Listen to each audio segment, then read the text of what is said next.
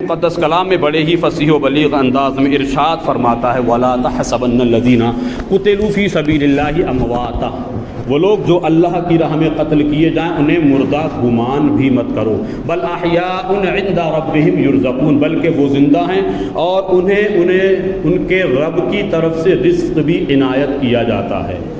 شہداء کے مقام کو اور شہیدت کی فضیلت کو ذہن میں تصور کریں۔ اللہ کے نام پہ، اللہ کے پیارے حبیب صلی اللہ علیہ وسلم کے نام نامی اسم گرامی پر جو لوگ جام شہادت نوش کر لیتے ہیں، شہادت کا جام پی لیتے ہیں، دنیا کی نظروں میں بظاہر وہ اٹھنا بیٹھنا چلنا پھرنا نہ کرتے ہوں، لیکن حقیقت یہ ہے کہ مر جاتے ہیں جو حق کے نام پر۔ اللہ موت نے کس کو مسیحا کر دیا؟ وہ صرف چند لمحات کے لیے، چند سیکنڈ کے لیے ہمارے اور آپ کی نظروں سے اوجھل ہو جاتے ہیں، لیکن سچ یہ ہے کہ وہ ویسے ہی زندہ ہوتے جیسے شہید ہونے سے پہلے زندہ ہوتے۔ ملک شام کی سرزمین پر 3 نوجوان سگے بھائیوں کو عیسائیوں نے گرفتار کر لیا۔ کسی جنگ سے واپس آ رہے تھے یا کسی جنگ میں شرکت کرنے کے لیے تشریف لے جا رہے تھے۔ تینوں سگے بھائیوں کو عیسائیوں نے جب گرفتار کر لیا اور گرفتار کرنے کے بعد صبح کو دربار لگا ہے، دربار میں ان تینوں سگے بھائیوں کو کھڑا کیا اور سگے بھائیوں کو کھڑا کر کے بادشاہ کہتا ہے، عیسائیوں کا سب سے بڑا، وہ کہتا ہے کہ تمہیں اگر اپنی جان پیاری ہے تو اپنا دین چھوڑو، ورنہ یہ جو زیتون کا تول بڑے بڑے کڑاہوں میں کھولایا جا رہا ہے یہ صرف تمہارے لیے ہے۔ اگر تمہیں دین چھوڑنا ہے، اپنی جان پیاری ہو تو دین چھوڑ دو، ورنہ ہمارے عیسائی مذہب میں آ جاؤ، ہمارے مذہب کو قبول کر لو، ہم اپنی خوبصورت جوان بیٹیوں کا نکاح تمہارے ساتھ کر دیں گے، حکومت تمہیں دے دیں گے، حکومت کا پارٹنر بھی تمہیں بنا دیں گے، زمین اور جائیداد پراپرٹی دنیا کی تمام چیزیں تمہارے قدموں میں لا کر ڈال دیں گے۔ تینوں بھائیوں نے ایک آواز میں کہا، وہ کوئی اور ہوگا جو اپنا ایمان دے دے گا، وہ کوئی اور ہوگا جو اپنا ایمان دے دے گا، نبی کا چاہنے والا نبی پہ جان دے دے گا۔ ہمارے ایمان کو خریدنے کی بات مت کرو، تم رہا زیتون کا تیل بڑے بڑے کڑاہوں میں کھولا کر کے تم ہمیں جلانے کی بات کرتے ہو، اس میں مٹانے کی بات کرتے ہو، تو ہمیں اس چیز سے کوئی اعتراض نہیں، جو کام کرنا ہے وہ کیجئے۔ الحمدللہ رب العالمین، ہم نے مصطفیٰ کا کلمہ پڑھ لیا ہے، ہم مصطفیٰ کے پکے سچے وفادار ہیں، ہم اپنا تن من دھن سب کچھ قربان کر سکتے ہیں، لیکن مصطفیٰ کا دیا ہوا دین بالکل بیچ نہیں سکتے۔ انہوں نے کہا دیکھ لو اب بھی تمہارے پاس وقت ہے، تینوں نوجوان ہیں، اڑتی ہی ابھرتی ہی جوانی ہے، لوگوں کو ان پہ ترس بھی آ رہا ہے، لوگ مشورہ بھی دے رہے ہیں، بیٹے چند دنوں کی زندگی ہے، کیوں اپنی جان جوخم میں ڈال رہے ہو؟ چھوڑو نہ اسلام کو، چھوڑو نہ کلمے کو، آؤ نہ اس میں ہمارے عیسائی مذہب میں آ جاؤ نا۔ وہ کہتے ہیں ہمارا اتہاس تم نے نہیں پڑھا ہے، ہمارے اسلام کی ہسٹری تم نے اٹھا کر کے نہیں دیکھی ہے، ہم نے کبھی کسی سے ڈیمانڈ نہیں کی ہے، کبھی کسی سے مطالبہ نہیں کیا ہے۔ یہ اسلام کی صداقت ہے، یہ اسلام کی حقانیت ہے کہ لوگوں نے اسلام کی اچھائیوں کو دیکھ کر کے خوش ہو کر کے کلمہ پڑھ کے مسلمان ہو گئے ہیں۔ ہم نے کسی پر پریشر نہیں ڈالا، ہم نے کسی پہ دباؤ نہیں ڈالا، اور ہم کیوں ڈالیں؟ قرآن مجید میں اللہ فرماتا لا اکراہ فی الدین، ہم دین میں کسی کی زبردستی نہیں کرتے، جس کو اچھا لگے اس کا استقبال ہے، اور جس کو اچھا نہ لگے وہ اپنے گھر خوش، ہم اپنے گھر خوش۔ انہوں نے کہا تم نے ہمارا اسلام پڑھا نہیں، تم نے اسلام کو سمجھا نہیں، ہمیں ایک جان کی بات کرتے ہو، ہمارا تو حال یہ ہے ایک جان کیا ہے اگر ہو کروڑوں، یہ ایک جان کیا ہے اگر ہو کروڑوں، تیرے نام پہ سب کو وارا کروں میں، یہ ایک ہی تو جان ہے، یہ اگر اللہ کے نام پہ رسول اللہ کے نام پہ اگر کل جانے کو ہو تو آج ہی چلی جا، ہمیں کوئی اعتراض کوئی تکلیف نہ ہوگی۔ لوگوں نے کہا ان پر اسلام کا بھوت چڑھ چکا ہے اور یہ اترنے والا نہیں ہے، لہذا تینوں بھائیوں کو لائن میں کھڑا کیا گیا، زیتون کا تیل کھول رہا ہے، بڑے بڑے کڑاؤ لگے ہوئے ہیں، بڑے بھائی کو اس میں لے جا کر کے ڈال دیا گیا۔ مجلا بھائی کہتا بھائی اتنا بہتر ہوتا کہ میں جاتا، یہ تینوں بھائیوں میں بحث چل رہی ہے، چھوٹا کہتا نہیں پہلے مجھے جانے دو، میں اپنے ماتھے کی نگاہوں سے بڑے بھائی کو جلتا ہوا نہ دیکھوں گا۔ یہ عشق دیکھیں مصطفیٰ کا، یہ محبت دیکھیں رسول ہاشمی کی، بڑے بھائی کو ڈال دیا گیا، مجلا بھائی تڑپ رہا ہے، مجھے پہلے ڈال دیتے، میں اپنے ماتھے چاچے کی نگاہوں سے اپنے بڑے بھائی کو جلتا ہوا نہ دیکھوں گا. بڑے بھائی کو ڈال دیا گیا, اب مجلے بھائی کو ڈال دیا گیا, دونوں بھائیوں کو زیتون کے کھولتے ہوئے تیل میں ڈال دیا گیا. تیسرا چھوٹا بھائی ہے, ابھی اس کی صحیح سے مونچھیں بھی نہیں نکلی ہیں, جوانی کی دہلیز پر قدم رکھا ہے. بادشاہ کا وزیر بھرے دربار میں کھڑا ہو جاتا ہے اور عرض کرتا, بادشاہ سلامت, میں ایک عریضہ پیش کرنا چاہتا ہوں اور وہ عریضہ یہ پیش کرنا چاہتا ہوں, اس کی جوانی پہ مجھے ترس آ رہا ہے, اس کی خوبصورتی پہ مجھے ترس آ رہا ہے, یہ بیچارہ مارا جائے گا, یہ قتل ہو جائے گا, آپ مجھے اس کو میرے حوالے کر دیجئے, اس کو میرے سپرد کر دیجئے. میرا یقین کامل ہے میرے گھر میں ایک بڑی حسین و جمیل میری خوبصورت بیٹی ہے, وہ اپنے حسن و جمال کی بنیاد پر اپنے محبت میں اس کو اس طریقے سے فریفتہ کر دے گی کہ اس کی جان بھی نہیں جائے گی اور عیسائی مذہب بھی قبول کر لے گا. بادشاہ نے کہا ٹھیک ہے, تمہاری یہ شرط مجھے منظور ہے, اگر تم یہ کر سکو تو لے جاؤ. اسی چھوٹے بھائی کو, دو بھائی تو شہید ہو چکے ہیں, چھوٹے بھائی کو وہی وزیر اپنے ہاتھوں سے پکڑ کے اپنے گھر پہ لے گیا اور لے جانے کے بعد ایک کمرے میں بند کر دیا گیا اور اپنی جوان بیٹی سے کہتا تھا کہ دیکھو میں ایک بہت حسین و جمیل نوجوان لڑکا لایا ہوں, نبی کا سچا وفادار ہے, کلمہ پڑھتا ہے, نبی پر سب کچھ قربان کر چکا ہے, دو بھائی اس کی نظروں کے سامنے شہید کر دیے گئے ہیں, میں صرف اس امید کے ساتھ لایا ہوں کہ تو حسن و جمال کی بنیاد پر, خوبصورتی کی بنیاد پر اس پہ تو اس طریقے کا داؤں ڈالے گی کہ تیری خوبصورتی پر وہ اتنا امپریس ہو جائے گا کہ وہ اپنے نبی کا کلمہ چھوڑ دے گا, نماز پڑھنا چھوڑ دے گا, سب کچھ چھوڑ سکتا ہے. اس نے گھمنڈ اور غرور اور تکبر اور مغروریت کی بنیاد پر اس کی لڑکی نے کہا, ارے ابا جان یہ کیا بات ہے, یہ تو میرے بائیں ہاتھ کا کھیل ہے, یہ تو میرے بائیں ہاتھ کا کھیل ہے. رات کا شام کا سورج غروب ہوا, دنیا سو رہی ہے, اللہ کا نیک بندہ کمرے میں کھڑا ہے, اللہ کی عبادت کر رہا ہے, اللہ کی عبادت کر رہا ہے. جب وہاں لڑکی پہنچی, کیا دیکھا کہ کبھی وہ کھڑا ہے تو کبھی جھک رہا ہے, کبھی سجدے کی حالت میں. پوری رات اس نوجوان نے اپنی رات اللہ کی عبادت میں گزار دی. صبح کو بیٹی سے پوچھا باپ نے, کیا ہوا, کچھ معاملہ حل ہوا, کچھ مسئلے کا نتیجہ نکل کے آیا؟ تو وہ کہتی ہے ایسا لگتا ہے شاید اس کے مذہب کی کوئی ایسی رات تھی کہ جس رات میں مسلمان جاگ کر کے عبادت کرتے ہیں, آج کی رات اس کی پوری عبادت کرنے کی تھی, آج رات میں پھر جاؤں گی. مختصر سا یوں سمجھ لے کہ 40 راتیں لگاتار وہ نوجوان لڑکی نوجوان کے کمرے کے دروازے کے سامنے آ کے کھڑی رہتی تھی, لیکن وہ نوجوان نظریں اٹھا کے نہیں دیکھتا تھا, نہ دائیں دیکھتا تھا, نہ بائیں دیکھتا تھا, نہ آگے دیکھتا تھا, نہ پیچھے دیکھتا تھا, کیونکہ اس کی آنکھوں میں مصطفیٰ کے حسن کا عشق, مصطفیٰ کا حسن سما چکا ہے. 40 راتیں مکمل ہو چکی ہیں. اب جب 40 راتیں مکمل ہو چکی, اچانک قریب میں جا کر کے پوچھتی ہے, نوجوان کیا ہے تیرے پاس اتنا ایٹیٹیوڈ کیوں ہے, کیا ہے تو کسی کی طرف نظر بھی اٹھا کر کے نہیں دیکھتا ہے؟ میری خوبصورتی کو دیکھنے کے لیے, میرے حسن و جمال کو دیکھنے کے لیے, میرے محلے کے نوجوان لڑکے میری خوبصورتی اور مجھے دیکھنے کے لیے ترستے ہیں. تو کیسا نوجوان ہے, تیرے سینے میں ایسا کون سا دل ہے کہ تو نے آج تک 40 رات سے لگاتار میں دیکھ رہی ہوں, تو نے میری طرف مڑ کر کے بھی نہیں دیکھا ہے, نظر اٹھا کر کے نہیں دیکھا ہے. نوجوان نے اتنا سنا, سننے کے بعد مسکرا کے جواب دیتا ہے, کس خوبصورتی کی بات کر رہی ہے, کون سے حسن و جمال کی بات کر رہی ہے, کون سے عشق اور پیار کی بات کر رہی ہے؟ ارے جس کی آنکھوں میں مصطفیٰ کا حسن سما چکا ہو, اس کو دنیا کے کسی حسن و جمال کی ضرورت نہیں. ان آنکھوں میں مصطفیٰ کا حسن سما چکا ہے, اس دل میں مصطفیٰ کی محبتوں کے چراغ جل چکے ہیں. اب اس دل میں کسی دوسرے کی گنجائش نہیں ہے. اس دل کا تو حال یہ ہے کہ جب تک یہ دل نبی سے مل لگایا نہ جائے گا, ہرگز مدینہ ہم کو بلایا نہ جائے گا.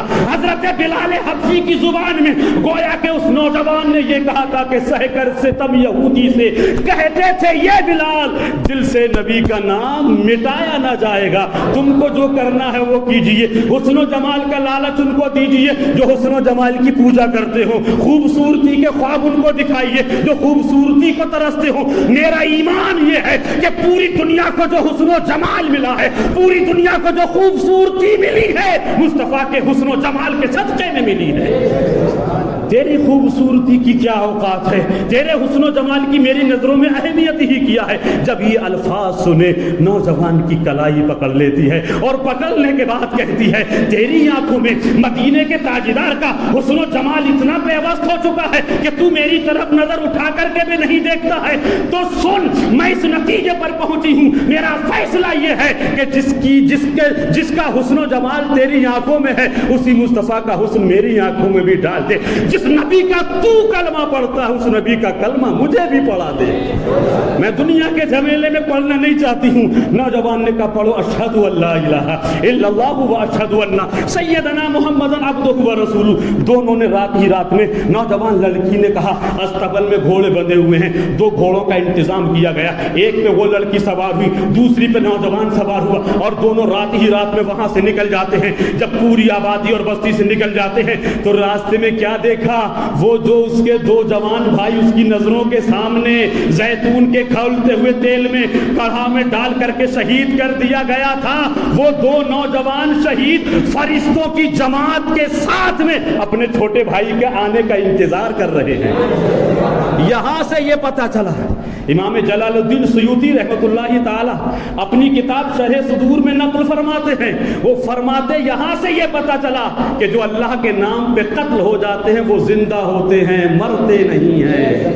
دونوں نوجوان بھائیوں نے اپنے چھوٹے بھائی کو دیکھا، سینے سے لگا لیا۔ اب سینے سے لگانے کے بعد ان دونوں نوجوان بھائیوں نے فرشتوں کی موجودگی میں، فرشتوں کی جماعت کے ساتھ میں اپنے چھوٹے بھائی کا نکاح اس نوجوان لڑکی سے کر دیا۔ یہاں سے یہ اتحاد پڑھیں گے تو پتہ چلے گا اللہ کے نام پہ مر مٹنے کا حوصلہ تو پیدا ہونا چاہیے، مصطفیٰ کی محبت دلوں میں پیوست ہونا چاہیے، تب پتہ چلے گا کہ دین کی اہمیت کیا ہے، شہادت کا فلسفہ کیا ہے، زندگی کا مطلب کیا ہے۔ دنیا کو تو پہلے ہی میرے رسول مومن کے لیے قید خانہ کہا تھا، یہ قید خانہ ہی ہے۔ زندگی ایک کرائے کا گھر ہے، ایک نہ ایک دن بدلنا پڑے گا۔ موت جب ہم کو آواز دے گی گھر سے باہر نکلنا پڑے گا۔ وہ نوجوان کی خوب، وہ نوجوان جو مصطفیٰ کا سچا عاشق تھا، اس نوجوان بیٹی کو کلمہ مل جاتا ہے، اسلام میں داخل ہو جاتی ہے، میدان کارزار ہے، کربلائے معلی کی سرزمین پر 56 سال 5 مہینہ 5 دن کی مدت میں سجدے کی حالت میں میرے امام نے اپنی زندگی کی آخری سانس، اپنے جسم کا آخری خون کا قطرہ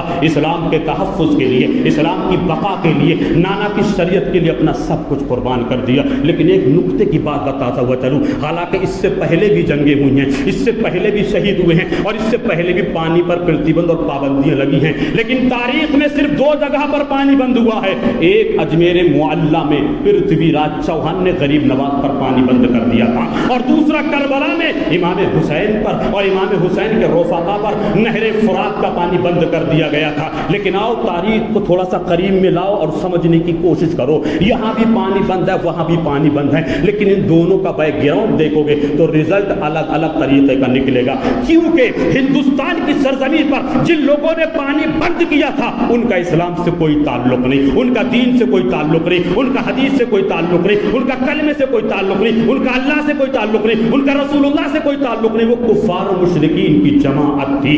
اور کربلا میں جن لوگوں نے حسین پر پانی بند کیا تھا ان کا دین سے تعلق تھا، ان کا اسلام سے تعلق تھا، ان کا اللہ سے تعلق تھا، ان کا رسول اللہ سے تعلق تھا، ان کا حدیث پاک مصطفیٰ سے تعلق تھا۔ پانی یہاں پر بھی بند ہوا، پانی یہاں پر بھی بند ہوا، لیکن رزلٹ الگ الگ نکلا۔ غریب نواز پر پانی بند ہوا تو غریب نواز نے پانی کو حکم دیا، ایک پیالے میں سارا انا ساگر سما گیا، لیکن حسین پر جب پانی بند ہوا تو حسین نے نہر فرات کو اپنے قریب میں نہیں بلایا۔ چاہتے تو بلا سکتے تھے، چاہتے تو بلا لیتے، پاور ان کے پاس بہت تھا، اختیار بہت تھا، طاقت و قوت بہت تھی۔ ارے غریب نواز تو حسین کے شہزادوں میں ہیں، غریب نواز تو بیٹے ہیں، غریب نواز ہندوستان کے خواجہ ہیں۔ جب ان خواجہ، ان راجہ مہاراجہ کی طاقت و قوت کا یہ عالم ہے تو جو بیٹا غریب نواز کا حسین، جو حسین ہے، جو غریب نواز کے والد گرامی ہیں، جو امام حسین شہنشاہوں کے شہنشاہ ہیں، راجاؤں کے مہاراجہ ہیں، خواجاؤں کے خواجہ ہیں، اگر غریب نواز ہندوستان کے راجہ ہو کر کے بلا سکتے ہیں تو حسین مہاراجاؤں کے مہارا ہو جا کر نہیں بلا سکتے تھے۔ لیکن وہاں پانی نہیں بلایا، یہاں پانی بلا لیا گیا۔ اب تاریخ میں ان دونوں کے نقطے پہ غور کریں، اور وہ نقطہ یہ ہے کہ ہندوستان میں جس وقت پانی بند کیا گیا تھا یہاں مقصد تھا اسلام پھیلانا۔ غریب نواز پہ طاقت تھی، قوت تھی، اختیار تھا، اور انہوں نے اس کا استعمال بھی کیا۔ اور استعمال کرنے کی بنیاد پر انس اگر ایک کٹورے میں سما بھی گیا، اگر غریب نواز پاور نہ کرتے، پاور کا استعمال نہ کرتے، طاقت و قوت کا استعمال نہ کرتے، اختیارات کا استعمال نہ کرتے، تو 1,05,00,000 یا 90 لاکھ کافروں کو اسلام کی دولت کیسے ملتی؟ اور وہاں امام حسین پر طاقت، قوت، اختیار، پاور سب کچھ تھا، لیکن نہیں بلایا.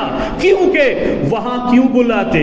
کیونکہ جنہوں نے پابندی پر پابندی لگائی تھی ان کی بھی داڑیاں تھی، ان کے سروں پہ عمامے تھے، ان کے سروں پہ ٹوپیاں تھی، وہ بھی نماز پڑھنے والے تھے، وہ بھی قرآن پڑھنے والے تھے، وہ بھی فجر پڑھنے والے تھے، ظہر اثر مغرب، یعنی وہ بھی کلمہ پڑھنے والے، اور جن پر پابندی لگائی وہ بھی کلمہ پڑھنے والے، جن پر پابندی لگائی وہ بھی کلمہ پڑھنے والے، اور جنہوں نے پابندی لگائی وہ بھی کلمہ پڑھنے والے. لیکن حسین نے اپنے خیمے میں پانی نہیں بلایا. ایک مورخ لکھتا ہے کہ حسین کے جو لب ہے نا، لب، وہ نہر فرات کے لیے ترس گئے، ترس.